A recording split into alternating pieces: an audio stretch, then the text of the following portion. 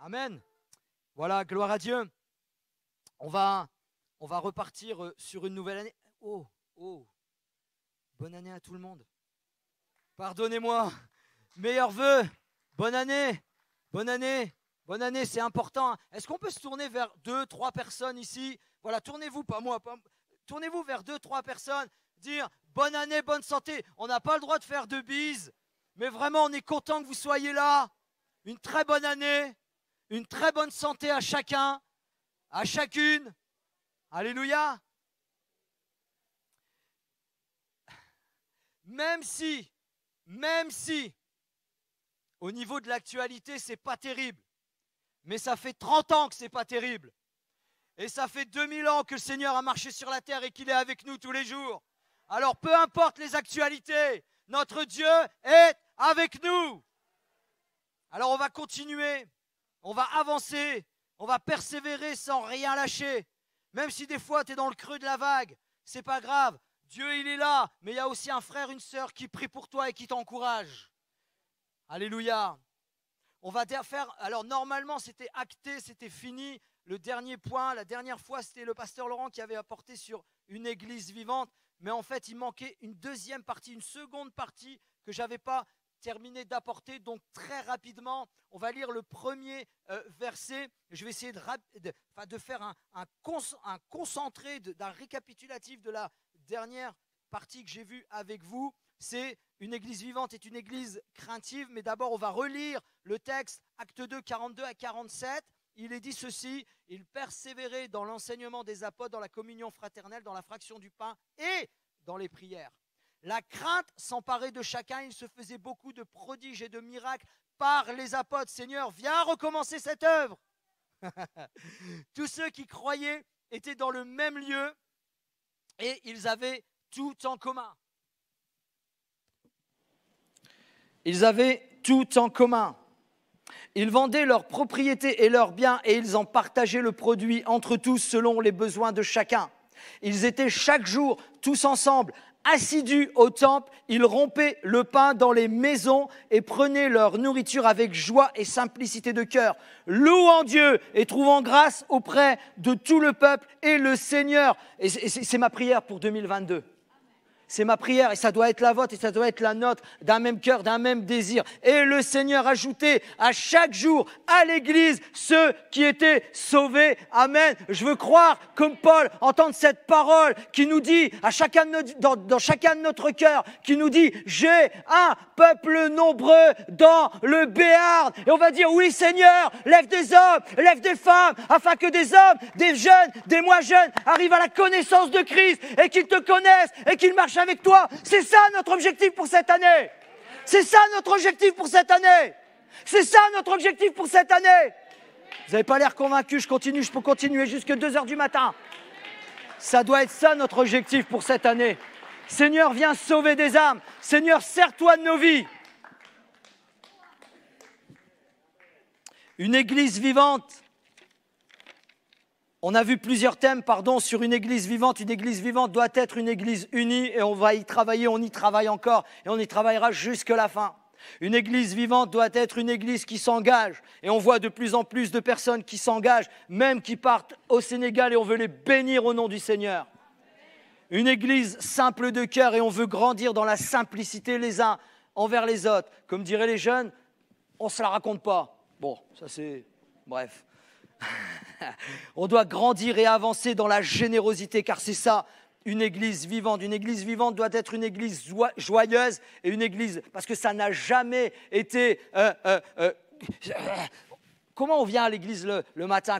Moi, j'avais un coup de téléphone ce matin pour une annonce particulière, etc. Et on m'avait, est-ce que je te réveille? Quoi? Même le dimanche matin, si par exemple la semaine dernière, on a été réveillé avant parce que c'est une habitude de se réveiller de bonne heure le dimanche matin parce qu'on veut louer, on veut adorer notre Seigneur. Il n'y a que ça qui nous fait vibrer. C'est pour ça qu'on est dans la joie malgré les circonstances. C'est pour ça qu'il y a une paix qui est surnaturelle, qu'on ne peut pas imaginer, qu'on ne peut pas calculer, que véritablement une église vivante doit être une église joyeuse. Et si tu n'as pas la joie ce matin, nous prions et nous supplions le ciel afin de t'impacter et que tu retrouves la joie et surtout la joie du salut. Une église vivante doit être une église encourageante et on a vu ensemble une église est une église craintive. Et si vous vous souvenez, le titre avait été fait exprès pour déranger, pour embêter. Bien entendu, on va revoir très rapidement l'inquiétude, comment dirais-je, la crainte. La crainte, c'est envisagé comme quelque chose ou quelqu'un de dangereux, de nuisible, et en avoir peur. La crainte, et j'avais posé cette question, et bien sûr, si vous voulez aller revoir le premier point, l'introduction et le premier point, je vous encourage à aller voir tout simplement la vidéo sur une église vivante est une église craintive, mais le mot craintive, il peut être à double sens. Et le point, c'était d'expliquer véritablement, essayer du moins avec la grâce de Dieu, qu'est-ce que la crainte de Dieu. Et on a vu avant toute chose, je dois aller rapidement ce matin, que la crainte de Dieu n'est pas une crainte servile. La crainte de Dieu n'est pas une crainte qui avilit. La crainte de Dieu n'est pas une crainte qui abaisse quelqu'un jusqu'au mépris. La crainte de Dieu n'est pas une crainte où l'on tremble de peur devant Dieu. Dieu veut pas bien sûr, on parle de la crainte et on va l'exposer, on va l'expliquer, mais que Dieu ne veut pas qu'on ait peur. Je vous ai raconté une histoire d'un jeune homme qui a grandi avec un père rempli, que ce jeune homme, cet enfant, avait une immense crainte de son père parce qu'il y avait ce qu'on pourrait appeler aujourd'hui, il avait des agressions verbales, des agressions physiques, etc. etc. Et puis, ce garçon a grandi dans ce contexte-là, dans la violence, etc., qu'elle soit verbale, physique et autres. Et que, véritablement, il avait une crainte, une peur tremblante du paternel. Et je vous l'avais dit très rapidement, je vais là-dessus, le paternel en était comme fier. Et j'avais résumé, c'est pas ça la crainte de Dieu.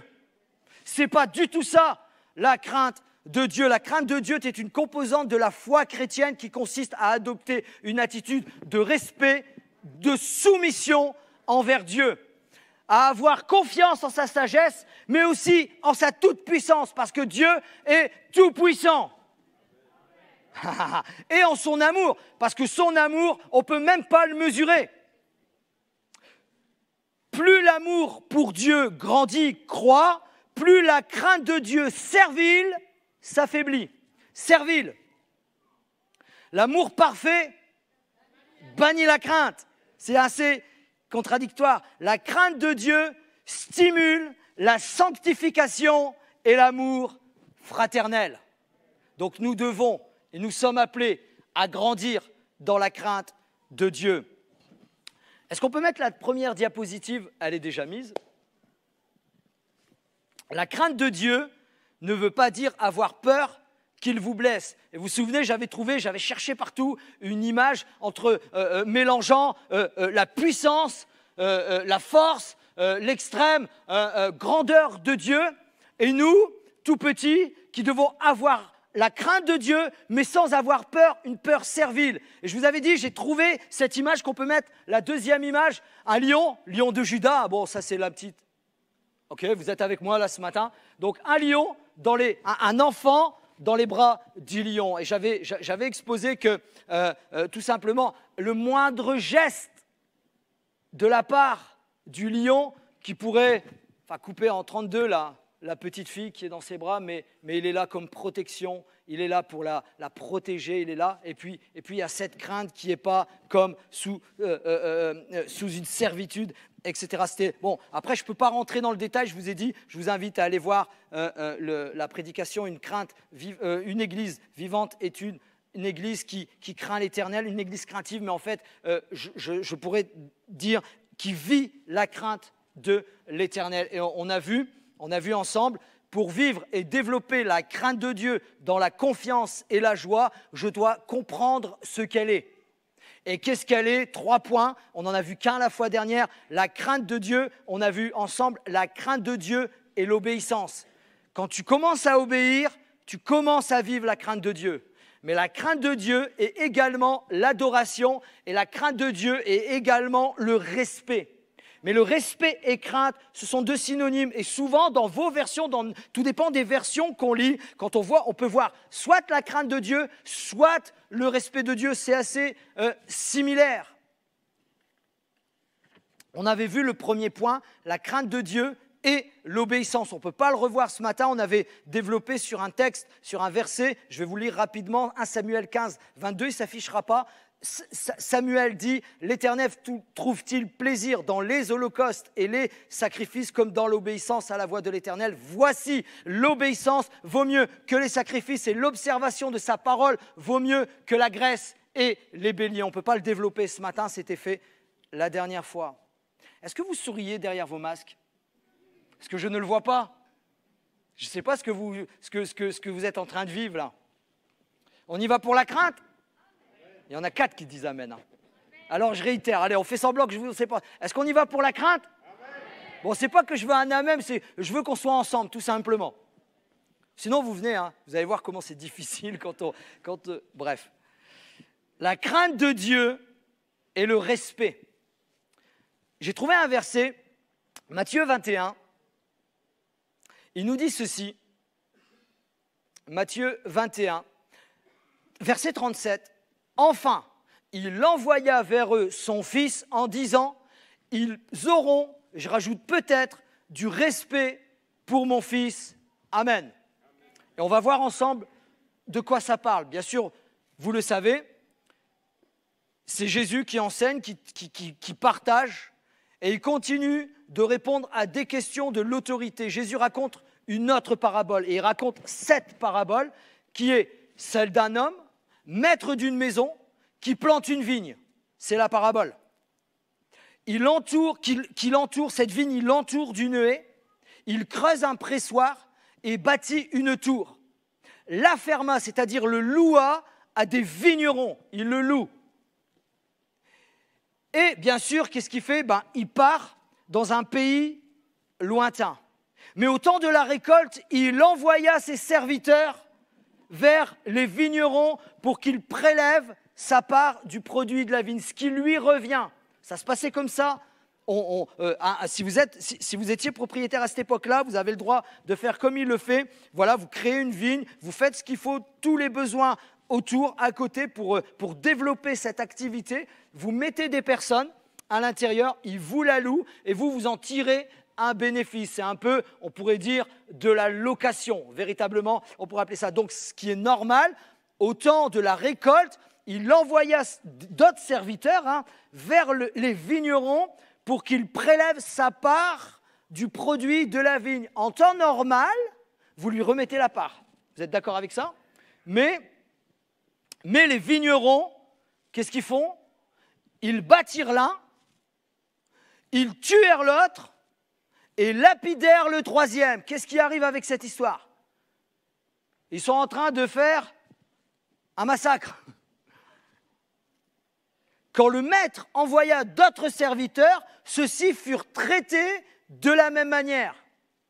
Et à un moment donné, il se dit en lui-même, je vais envoyer mon fils, pensant que lui au moins, ils vont le respecter. Et qu'est-ce qui se passe? Mais voyant qu'il s'agissait de l'héritier, ils ont dit, allez, c'est le moment ou jamais, tuons-le comme c'est lui qui va hériter. Ils le tuèrent avec l'intention de s'emparer de son héritage. C'est terrible comme histoire. ils ont tué le fils de la personne pour qui ils travaillaient. Quelle histoire! C'est Jésus qui annonce qui parle de cette parabole. Jésus, à ce moment-là, il fit clairement allusion au passage de l'Ancien Testament, un passage de l'Ancien Testament, qui était familier aux chefs religieux. Ils ont déjà entendu ce genre d'histoire. La vigne est un symbole fréquent de la nation juive dans l'Écriture. Ici, le maître représente Dieu, s'occupe de sa vigne avec beaucoup de soin avant de le louer à des vignerons qui sont représentés par les chefs religieux. Cette parabole est un avertissement. Cette parabole est un avertissement adressé aux religieux. Jésus pointe, il parle, il s'adresse aux religieux. L'homme de cette parabole qui part faire un voyage, qui envoie son fils, c'est Dieu qui plante une vigne. C'est symbole d'Israël dans l'Ancien Testament. Le fils, on sait qui c'est.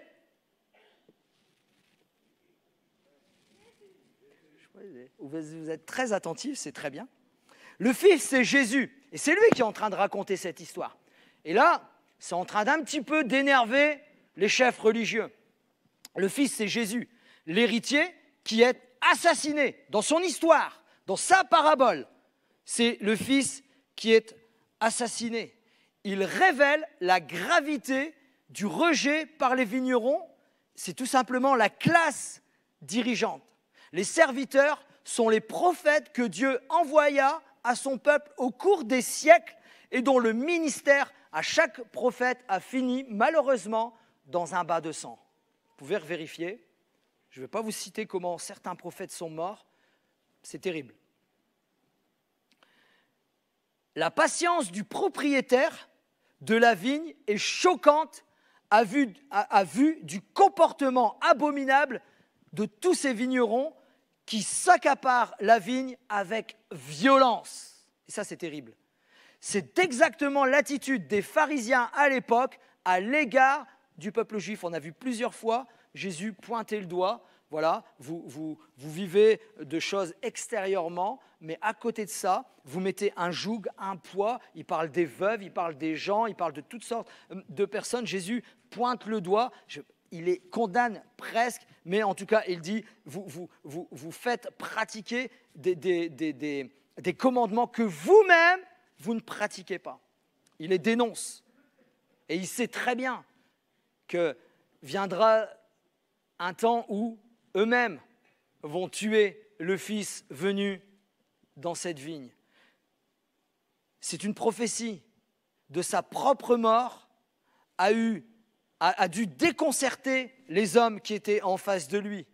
Ils entendaient de leurs oreilles le sort qu'ils avaient décidé de faire à Jésus quelques jours auparavant. Mais on voit dans les 3 ans et demi où Jésus a marché, son ministère, on le voit qu'à plusieurs reprises, ils veulent attenter à sa vie. On parle des religions, on parle des chefs religieux, on parle de ceux qui dirigeaient la nation religieusement à l'époque.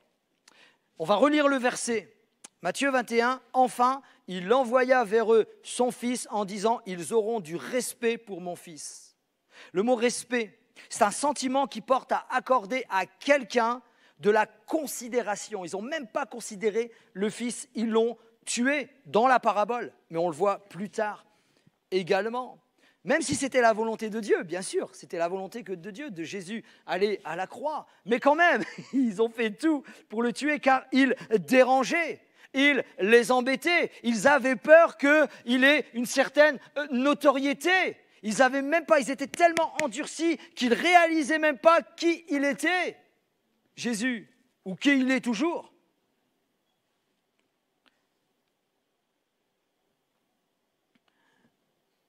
On parle aussi d'inspirer le respect. Le respect, ça peut être une déférence, une révérence ou une estime, estimer quelqu'un. On voit dans la Bible vraiment plusieurs endroits où on parle du respect. On va le voir toujours Marc qui reprend plus ou moins la même histoire et ça l'a tellement marqué, interpellé qu'il réécrit. Marc également, il avait encore un fils bien-aimé. Dans Marc 12, verset 6, il l'envoya vers eux, le dernier, en disant « peut-être ils auront du respect pour mon fils. »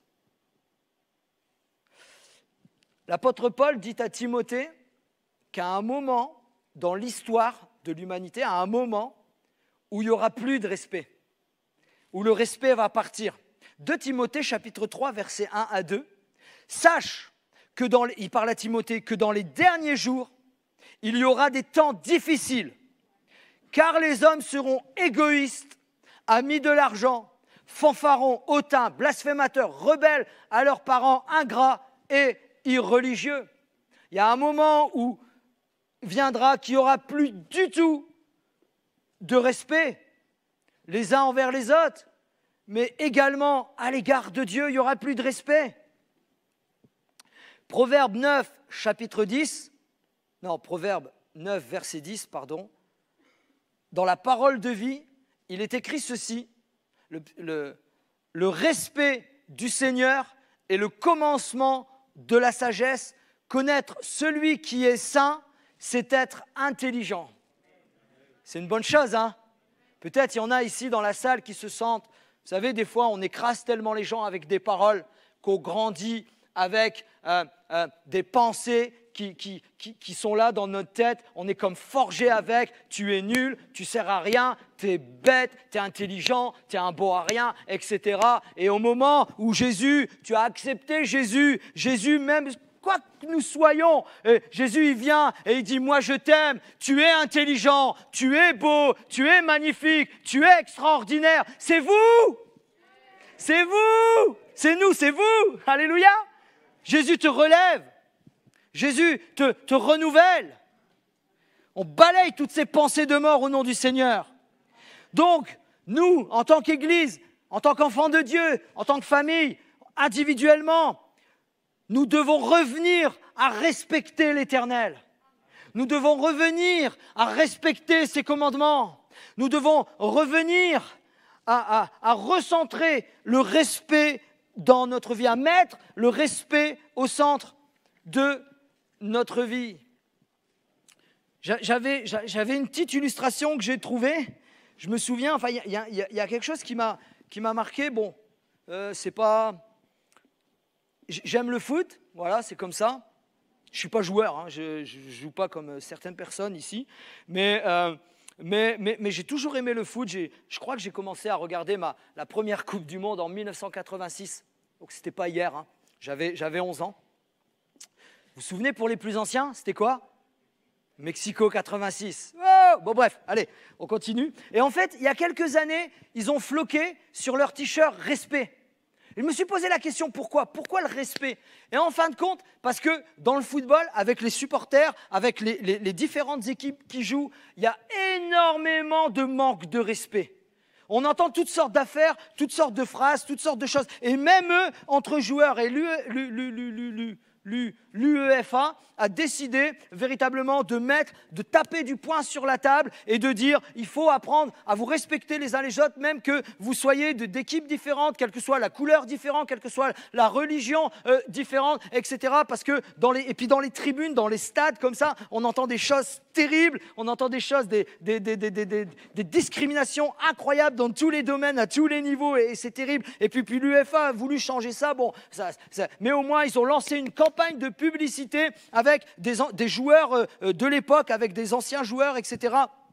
Et ils ont floqué pour leur objectif, c'est véritablement retrouver qui est plus, leur objectif c'est qu'il n'y ait plus de racisme, du respect, il faut du respect dans la diversité, augmenter l'accès des supporters handicapés, respect de l'intégration, promouvoir la santé par l'intermédiaire d'une activité physique, respect de la santé et inciter le dialogue interculturel entre les supporters et les autres, c'est-à-dire les joueurs, enfin les différents supporters, mais également les joueurs, respect de la culture des supporters, quelle qu'elle soit. Alors pourquoi vous parlez de ça? Parce que je me suis dit, si, je vais dire le monde, si les activités profanes, ils commencent à réaliser qu'effectivement, il y a un manque de respect incroyable, énorme, qu'ils investissent, parce que pour les publicités de campagne, pour les campagnes de publicité, il faut investir beaucoup, beaucoup d'argent. Si eux sont prêts à investir juste pour qu'on retrouve une pseudo-harmonie de respect dans les stades, les uns envers les autres, quelle que soit la culture, etc., combien de fois plus chacun d'entre nous dans l'Église, enfants de Dieu, qui aiment Dieu, on doit véritablement, premièrement, retrouver le respect les uns envers les autres, mais encore plus le respect à l'égard de Dieu. Seigneur, apprends-moi à te respecter davantage parce que tu n'es pas n'importe qui. Tu es Dieu, créateur des cieux et de la terre. Seigneur, apprends-moi à te respecter, quoi qu'il arrive. Dernier point, la crainte de Dieu et l'adoration. La crainte de Dieu et l'adoration, c'est le dernier point. Si on vit le respect à l'égard de Dieu, on vit une partie de la crainte de l'Éternel. Si on vit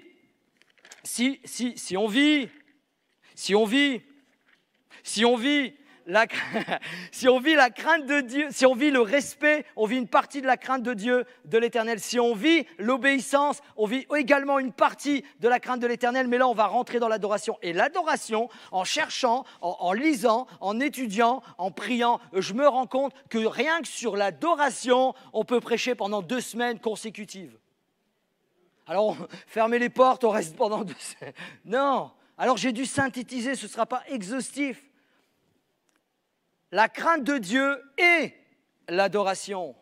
Matthieu, chapitre 4, versets 8 à 11. On va prendre une petite partie du passage qu'on connaît très bien. C'est la tentation. Jésus tenté au désert par le diable. Mais on va lire qu'une toute petite partie. Verset 8. Le diable le transporta encore sur une montagne très élevée, lui montra tous les royaumes du monde et leur gloire.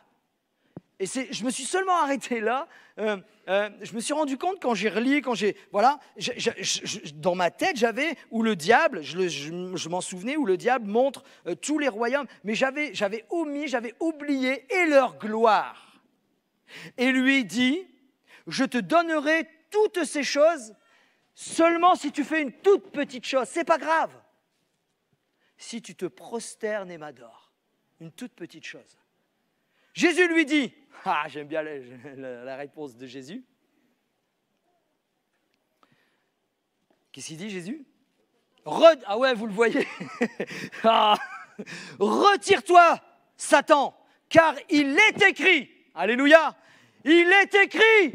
Ça, c'est bon, ça. Il est écrit, l'âme puissante. Il est écrit, tu adoreras le Seigneur ton Dieu et tu le serviras lui seul, pas un autre. Dieu Tout-Puissant. Alors le diable le laissa et voici des anges vinrent auprès de Jésus et le servaient.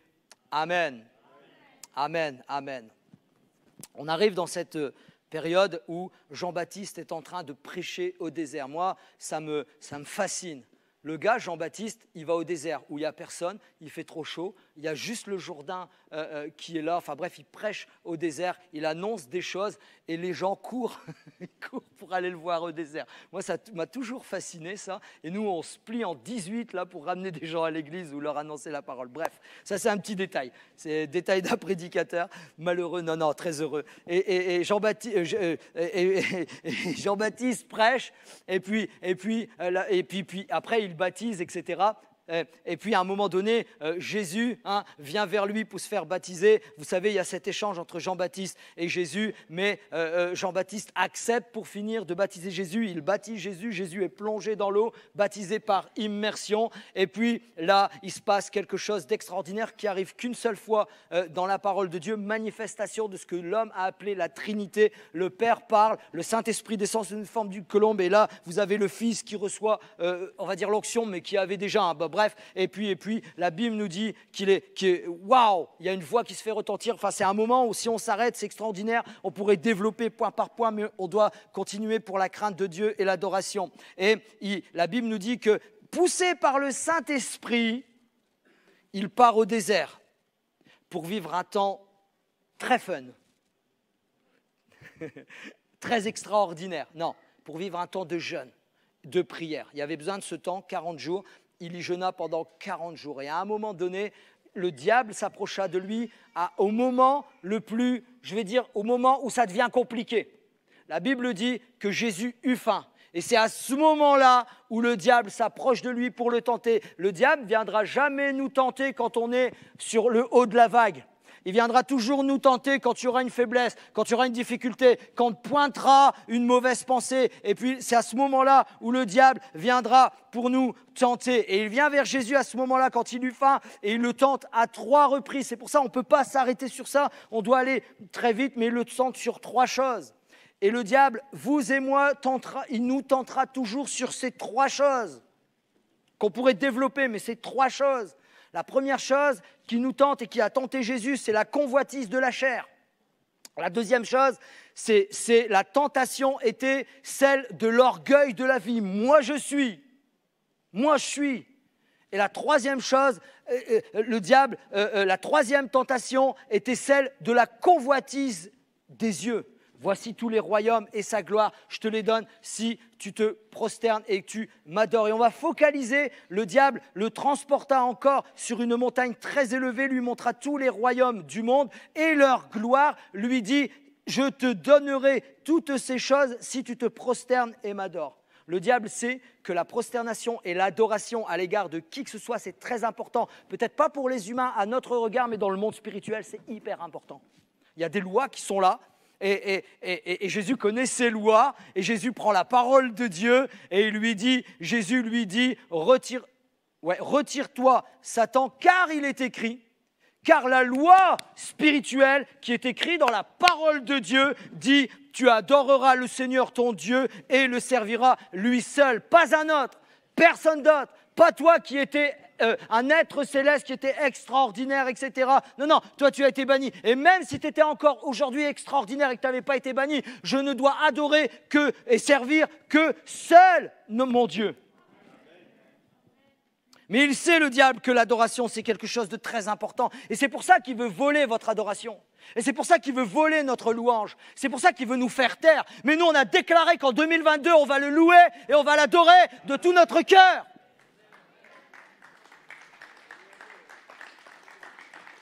Le mot adoration vient du grec proskuneo, qui signifie aussi s'agenouiller, se prosterner. Quand vous voyez, nous peut-être dans notre, je dirais, tradition, dans notre pratique spirituelle, on va dire ça, française, on n'a pas trop l'habitude de s'agenouiller.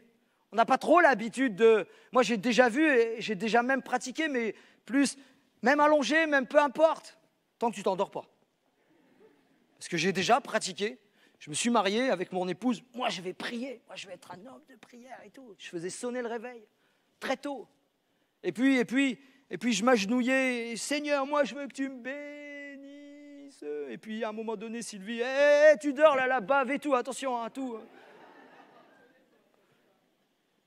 L'adoration, la prosternation. Le concept biblique fondamental est celui, dans l'adoration, c'est celui, avant toute chose, du service. Pour adorer Dieu, son peuple doit, vous et moi, nous devons exprimer le respect et l'admiration à l'égard de Dieu. La première mention d'un terme dans la Bible est souvent significative de son emploi à travers l'ensemble de l'Écriture. On doit tout le temps adorer Dieu. Nous trouvons pour la première fois le mot « adorer » dans Genèse 22, verset 5. Abraham dit au serviteur qui l'avait accompagné, « Restez ici avec l'âne, moi et le jeune homme, nous irons jusque-là pour aller adorer. » L'accent de l'Ancien Testament porte sur le culte communautaire. Dans les enseignements, voilà, l'adoration, ça se fait au moment du culte, etc., etc. Mais, c'est là, il y a 2 façons d'adorer. Mais, les prophètes ont souligné que le culte impliquait en fait un mode de vie, un style de vie, une façon d'être au quotidien. On vient adorer le dimanche matin, on vient adorer quand l'église est ouverte, voilà, c'est normal, on le fait ensemble. Mais l'adoration, ça doit être un style de vie. Alors le style de vie, c'est pas « j'adore le Seigneur » dans la rue comme ça. Vous imaginez, là, à Pau, dans le centre-ville, vous allez faire vos courses, vous allez vous acheter un jean, une chemise, ce que vous voulez, et puis ouais, alléluia. C'est pas ça l'adoration, parce que là, c'est l'adoration où on va « bonjour monsieur, venez voir. » Puis hop, on va vous mettre dans un camion et puis on va vous donner des cachets. Non, c'est pas ça qu'il faut faire. Vous comprenez? On va le développer, on va le voir ensemble. Donc l'accent de l'Ancien Testament porte sur le culte communautaire. Mais les prophètes ont souligné que ce soit un mode de vie, aussi bien que la participation au rassemblement. Bien que le rituel des sacrifices et les offrandes d'encens à l'époque étaient tout importantes et des fois, parfois mécaniques, mais il faut quand même apprendre, dans cette époque-là, à adorer, à louer le Seigneur chez soi, individuel, casser les mécaniques, parce que des fois, ça peut être comme une religiosité. Vous savez, un vélo, tout le monde a déjà fait du vélo, hein, tout le monde s'est roulé à vélo, voilà, c'est le pays du vélo, hein.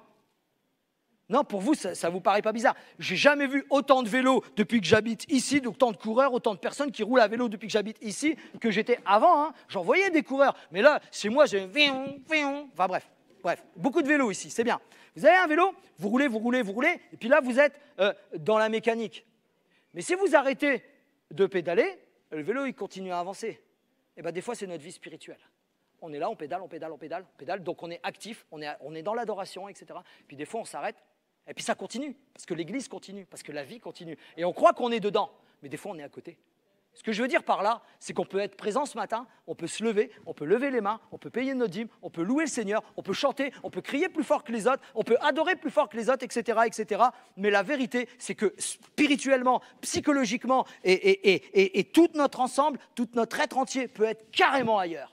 Carrément autre part. Mais nous, on veut des adorateurs en esprit, en vérité. Ça veut dire, si tu es dans cette position, si tu es dans cette situation ce matin, tourne ton cœur vers Dieu, dis Seigneur, moi, mon adoration, elle est devenue sec, c'est terminé, j'arrive plus à te louer. Seigneur, viens ranimer le feu, viens ranimer la flamme, Dieu va le faire. On va sauter tout ça, on va passer outre. Jésus lui-même participa au culte, il participa au temple et également dans les synagogues.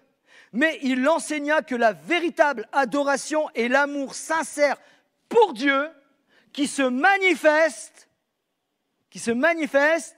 aussi dans le bien qu'on peut faire à notre frère, à notre sœur, mais également à notre prochain. C'est ça l'adoration à l'égard de Dieu. Les premiers chrétiens adoraient Dieu le premier jour de la semaine, qui est lequel au fait ? C'est une feinte, c'était bon, bref.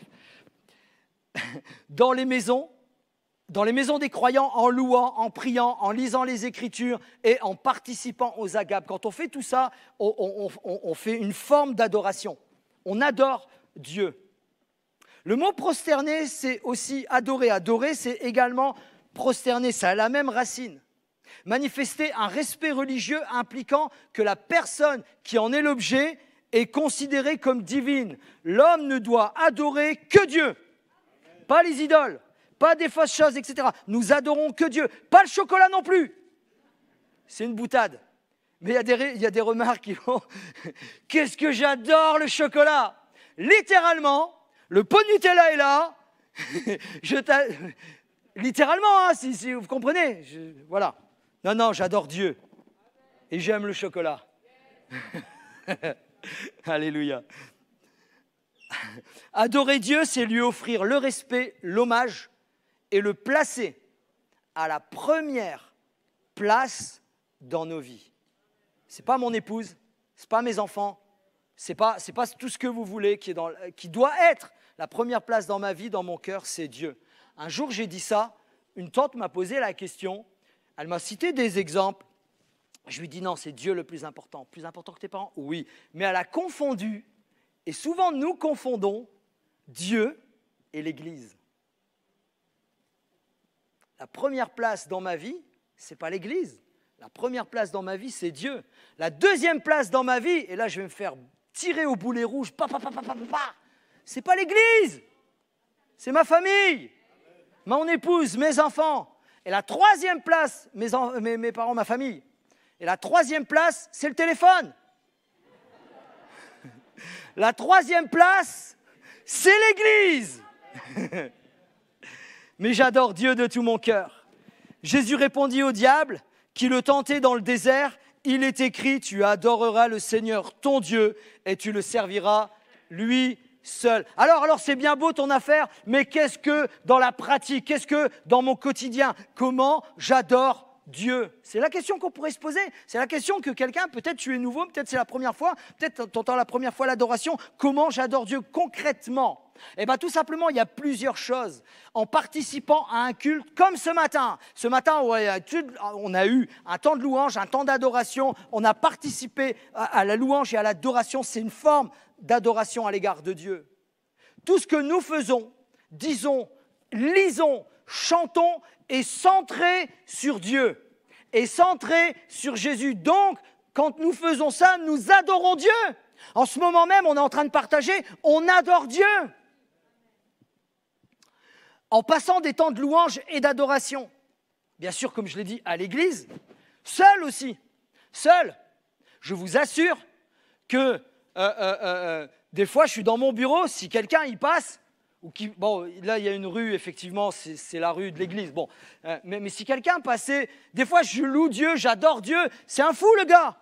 Il est tout seul. Non, j'adore Dieu seul. C'est bon, ça. Je suis sûr que vos voitures, elles sont remplies de bénédictions. Si elles pourraient parler, elles diraient les bonnes choses que vous avez montées vers Dieu. J'adore Dieu seul, aussi en couple, en famille, mais aussi avec des amis. Adorer, louer, ouvrir la Bible. Mais également, et ça c'est des choses spirituelles qu'on fait, qu'on pratique, mais également quand je suis plein de bienveillance à l'égard de mon épouse, à l'égard de mes enfants, à l'égard de ma famille, à l'égard de mes amis, à l'égard des collègues de travail, à l'égard de mon voisinage, près de chez moi, mais également dans l'église. Quand j'ai de la bienveillance envers quelqu'un, j'adore Dieu. Dieu se réjouit que je suis bienveillant avec quelqu'un, surtout avec quelqu'un qui m'a fait du mal, qui m'a maltraité, qui a dit de mauvaises choses sur moi. Si j'essaye, par la grâce de Dieu, d'être bienveillant à son égard, c'est une forme d'adoration. Je viens jeter un froid dans l'église. Quand tout va bien, c'est super. Mais je crois que le Seigneur prend plaisir, mais quand quelque chose va mal et que l'on est bienveillant à l'égard de quelqu'un et qu'on arrive aussi à tourner nos cœurs vers Dieu. La vérité, chacun d'entre nous a déjà vécu ce moment où tu traverses une période difficile, des complications et tu viens à l'église, tu y vas comme par habitude, mais des fois, vous savez, je suis contre les habitudes, mais des fois, les bonnes habitudes, c'est bon quand même, on y va. Je vous assure, ça m'est déjà arrivé, je le confesse ce matin, et je suis assis dans l'église, la vérité, je n'ai pas envie de louer. Vous me regardez comme si j'étais un pestiféré. Non, vacciné ou pas vacciné, on est des frères et sœurs. Hein. J'ai déjà eu ne pas envie de louer, parce que mon cœur ne va pas, parce que je suis en colère, parce qu'il y a du stress, parce qu'il y a plein de choses. Et pas que je suis en colère à l'égard de Dieu, c'est que je suis dans ma tourmente, dans mes problèmes, dans mes difficultés, et puis ça me tourmente, et puis j'ai pas envie de louer. J'ai juste pas envie. Mon épouse, elle m'a dit, va prier. Mais j'ai pas envie, comment je fais? Qui c'est qui a dit ça? Roberto. Là, amen. Vas-y quand même. Je vous assure, ça c'est bon. Tu te lèves là, tu n'as pas envie, hein. Mais juste tu commences à balbutiner des paroles. Seigneur, je t'aime. Mais tu les penses. Sur le coup, peut-être tu ne les penses pas. Mais toi, tu es un enfant de Dieu. Tu as déjà vécu des choses extraordinaires. Mais ce jour-là, tu n'as pas envie, ça arrive. Mais tu te forces. Et on va le voir après. Tu te forces. Et puis tu commences à chanter les chants, blablabla. Je fais blablabla parce que je ne chante pas, blablabla. Et puis il y a un truc qui est bizarre, et ça c'est que spirituel. Où là Dieu te saisit, et puis t'es béni, et puis les larmes commencent à couler, et puis la bénédiction est là, et tu ressors tout à fait différent. Le problème il est là, mais tu as une autre vision, tu as une autre perspective. Loue Dieu ce matin, adore-le.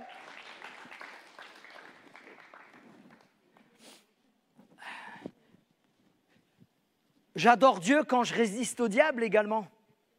C'est une forme d'adoration.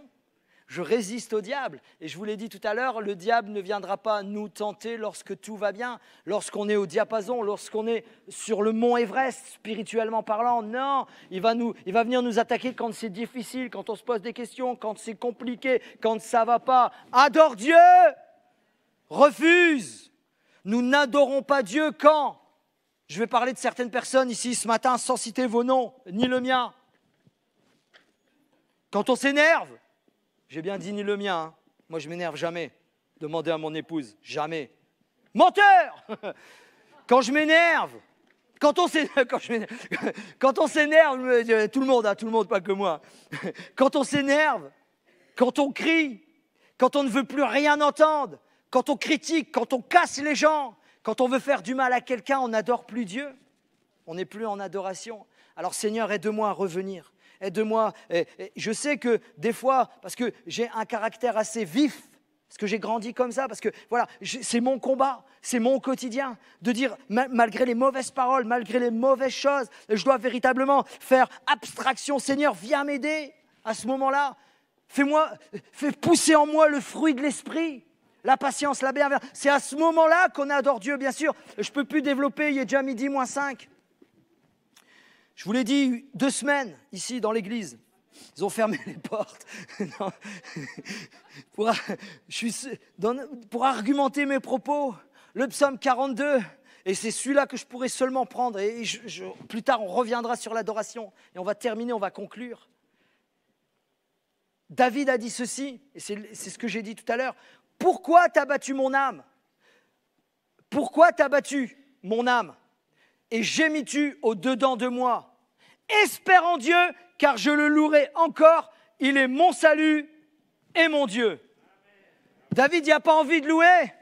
David, il est dans un moment de trouble, il est dans un moment de difficulté, il est dans un moment d'incompréhension, il est dans un moment de frustration, il est peut-être dans un moment de colère. Et quand David se met en colère, il y a des dégâts.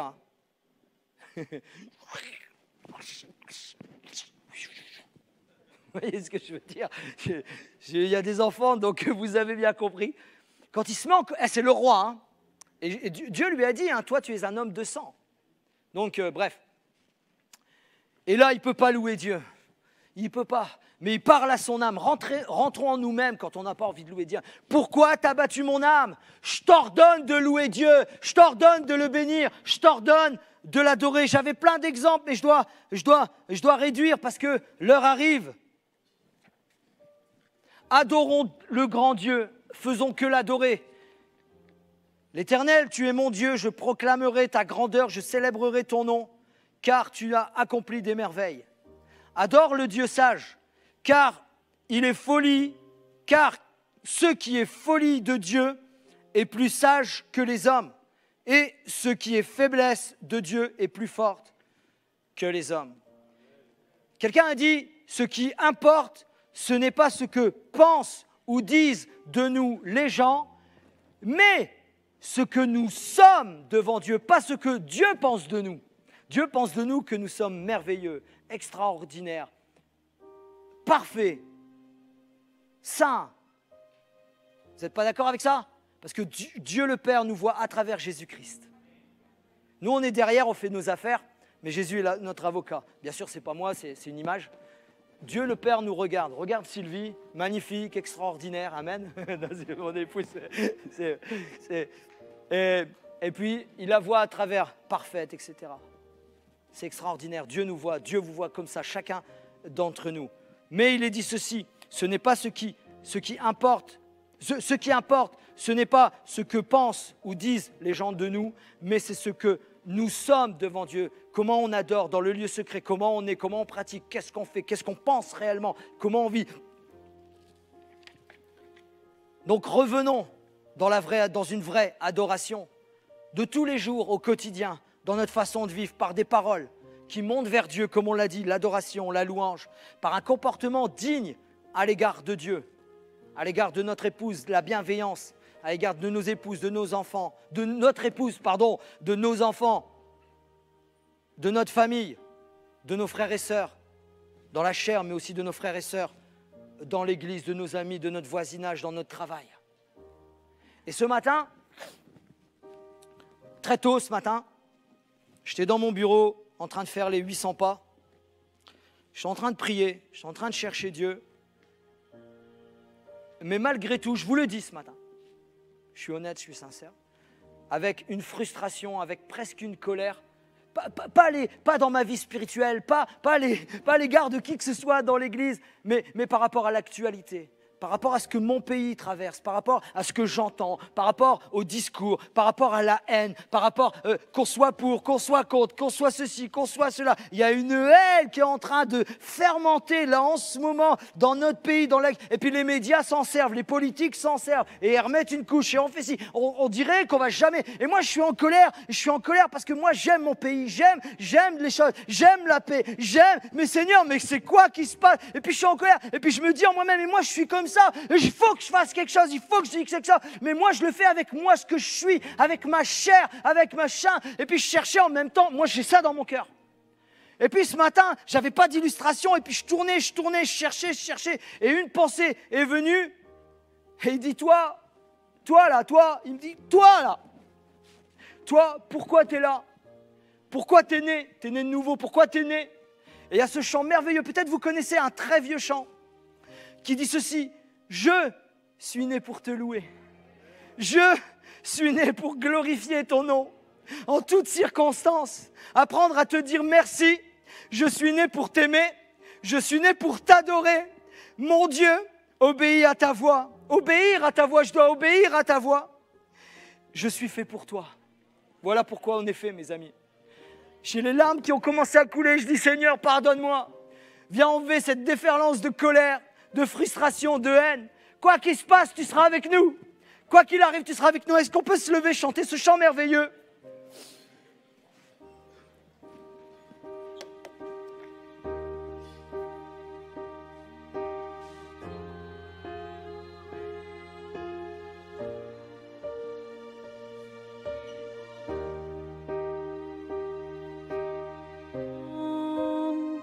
En toutes circonstances, apprendre à te dire merci. Comme une prière ce matin. Je suis né pour t'aimer. Je suis né pour t'adorer, mon Dieu. Obéir à ta voix. Je suis fait pour toi. Ensemble. Je suis né pour te louer. Je suis né pour glorifier ton nom. En toutes circonstances, apprendre à te dire merci. Je suis né pour t'aimer. Je suis né pour t'adorer, mon Dieu. Obéir à ta voix. Je suis fait pour toi. Alléluia. Je vous invite à rester debout. La vérité, c'est qu'on est fait pour adorer. On est fait pour le louer. On est fait pour adorer Dieu, pour louer Dieu. L'Ecclésiaste dit ceci, chapitre 12, verset 13. Écoutons la fin du discours. Crains Dieu et observe ses commandements. C'est là ce que doit faire tout être humain, tout homme, toute femme. Car Dieu amènera toute œuvre en jugement au sujet de tout ce qui est caché, soit bien, soit mal. Alors Seigneur, ce matin, on veut déclarer, Seigneur, qu'on veut te louer, qu'on veut t'adorer. Est-ce qu'on peut prier ensemble, mes amis? Est-ce qu'on veut te glorifier? On veut t'honorer. Est-ce qu'on peut prier ensemble? Est-ce qu'on peut adorer le Seigneur pendant quelques secondes encore ensemble? Ce matin, Seigneur, on est fait pour t'adorer. On est né pour te louer. On est né pour te glorifier. On est né pour t'honorer dans notre façon d'être, dans notre façon de vivre, dans notre comportement de tous les jours. Quand on est là dans l'église, mais aussi dans notre foyer, dans notre famille, mais aussi, Seigneur, dans le lieu secret. Tu sais tout, tu connais tout, tu sais tout de moi, de nous, de chacun d'entre nous. Alors viens nous sonder, Seigneur. Seigneur, et remets-nous sur la voie de l'éternité. Remets-nous, Seigneur.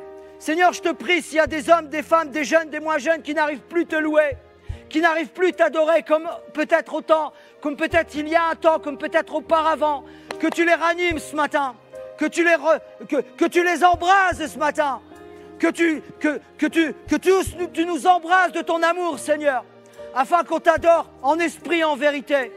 En esprit et en vérité, nous sommes nés pour te louer, nous sommes nés pour t'adorer.